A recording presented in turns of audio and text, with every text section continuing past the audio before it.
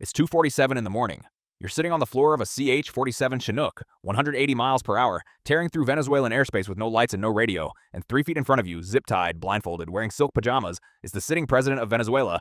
His wife is screaming next to him. You don't react. You've been training for this exact moment for 6 months. In 43 minutes, this man lands on American soil. In 6 hours, he'll be in federal court. But nobody is asking the important question.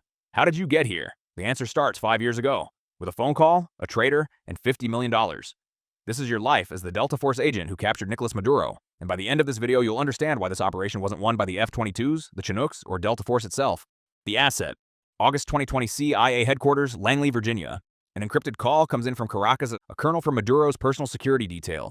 8 years at his side. He knows every guard rotation, every tunnel, every escape route. He's eaten at the same table as Maduro. He stood outside his bedroom door at 3 in the morning. He knows where the bodies are buried, literally. His code name, Cardinal. And Cardinal has reached a breaking point. He's watched his country collapse in real time. He's watched the shelves empty, the hospitals run out of medicine, the children go hungry. He's watched engineers and doctors and teachers leave on foot because there's nothing left to stay for.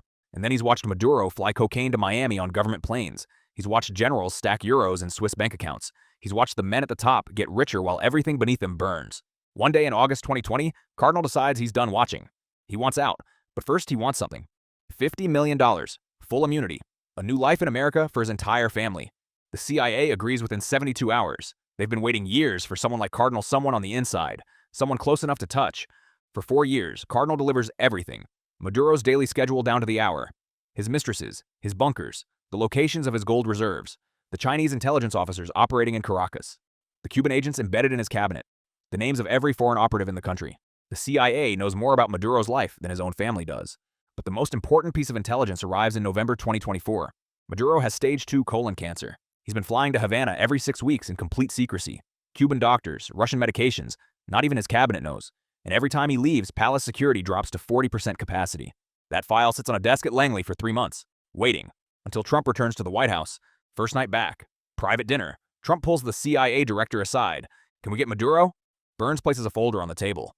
5 years of intelligence. Hundreds of pages. Trump reads for 20 minutes in silence. He looks up. Make it happen. The training. You don't find out about any of this until March 2025. Orders arrive at Fort Bragg. No explanation. Just a location and 3 words. Priority 1 mission. You end up on the USS Iwo Jima, an amphibious assault ship floating 70 miles off the coast of Venezuela, in international waters, off every radar that matters. In the lower decks, they've built something extraordinary. An exact replica of Miraflores Palace. Every hallway, every staircase, every door, the dimensions are perfect down to the centimeter. The mahogany door on the 3rd floor, same wood, same weight, same steel frame. You train inside that replica for 9 months, 157 rehearsals. You know there are 43 meters from the rooftop access door to Maduro's bedroom. You know there are 11 steps between the 2nd and 3rd floor. You know exactly how many grams of shaped charge it takes to blow that mahogany door inward without killing anyone on the other side. You've run this in daylight. You've run it in total darkness. You've run it with simulated gunfire, with smoke, with the sound of a woman screaming on the other side of the door. You've run it exhausted, dehydrated after 36 hours without sleep. Because that's what real operations feel like. Not clean, not quiet. Chaos, and you have to move through it like it isn't. On day 1, your team leader, codenamed Hatchet, tells you something you'll never forget. We're not going in to kill anyone. We're going in to embarrass a government. Alive is the mission. Dead is the failure. You think about that line for 9 months. Every single rehearsal. Alive is the mission. The window. December 2025. Cardinal delivers the final piece. Maduro canceled his Havana trip. Why? He's hosting Chinese diplomats. A $10 billion infrastructure deal in exchange for oil rights. The biggest deal of his presidency. The kind of deal that makes him feel untouchable. The meeting is January 2nd at Miraflores Palace. That night, Maduro will sleep in the palace. 3rd floor, East Wing, his bedroom. Trump signs the mission authorization on New Year's Eve at Mar-a-Lago. Operation Absolute Resolve. The parameters are clear. Capture, not kill. 0 American casualties. Full extraction in under 4 hours. And one final detail that never makes it into any press conference. If the mission fails and any operator is captured, Trump authorizes a full-scale invasion. 18,000 Marines on standby in Florida. B-2 bombers armed and ready. This is not a bluff. You find out about that detail the night before launch. You don't sleep. The night. January 2nd, midnight. The palace is quiet. Maduro goes to bed. He had a good day. The Chinese deal is done. He's celebrating. By midnight, the advisors are gone, the palace is dark, and the most wanted man in the Western Hemisphere is asleep in his bedroom on the 3rd floor. He has no idea that 70 miles north on the USS Iwo Jima, you're putting on your kit for the 158th time. Except this time, it's real. 1 a.m. wheels up. 6 Chinooks flying 150 feet above the Black Caribbean water. No lights, no radio. Total silence. The Night Stalkers, 160th Special Operations Aviation Regiment, are flying so low the rotor wash kicks up spray from the ocean below. These are the best helicopter pilots on the planet. If anyone can thread 6 aircraft through a city at night without being seen, it's them. 1:58 a.m., the F-22s receive the execute order. A GM-88 missile streaked toward Venezuelan radar installations across the country. 12 stations go dark in 9 seconds. Venezuela's entire air defense network gone. They're flying blind and they don't even know it yet. 2 a.m., the diversions begin. Tomahawk cruise missiles hit ammunition depots and fuel storage facilities at 3 military bases on the outskirts of the city. No casualties, deliberately. Just fire, noise, and chaos. Venezuelan troops scramble toward the bases. Sirens go off across Caracas. Civilians run for shelter. Palace guards rush toward the explosions on the horizon, rifles up, looking for an invasion that isn't coming from that direction. Nobody is watching the sky. 2:08 a.m. Your Chinook clears the city skyline. Below you, Miraflores Palace. Lit up. Colonial. Massive. Normally 200 soldiers. Tonight, 40. Disorganized. Distracted. The fast rope drops. You go first. 8 seconds. 12 operators on the roof. 2 guards hear the rotors and turn. They see you. That's the last decision they make before they hit the ground.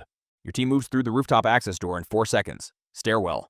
Night vision turns the world green. You descend fast, boots silent on the concrete steps. 3rd floor, east wing. The hallway stretches out in front of you exactly like the replica. 43 meters. You've walked this 157 times.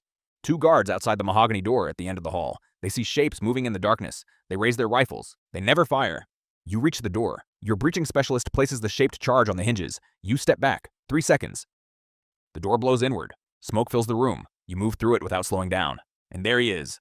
Nicolas Maduro. Sitting up in bed, hair-matted, silk pajamas, blinking at you like he can't process what's happening. The man who ran one of the most brutal narco-states in the Western Hemisphere. Confused, alone, suddenly very small. Celia Flores screams from the other side of the bed. One operator yanks Maduro to the floor, face down. Flex cuffs on his wrists in 3 seconds. Another operator moves to control Flores. Maduro looks up at you from the floor. His face has gone completely white, and he says, in a voice that's trying to sound powerful and failing completely, "You can't do this. I'm the president of Venezuela." You grab him by the arm and lift him to his feet. Nobody responds. There's nothing to say.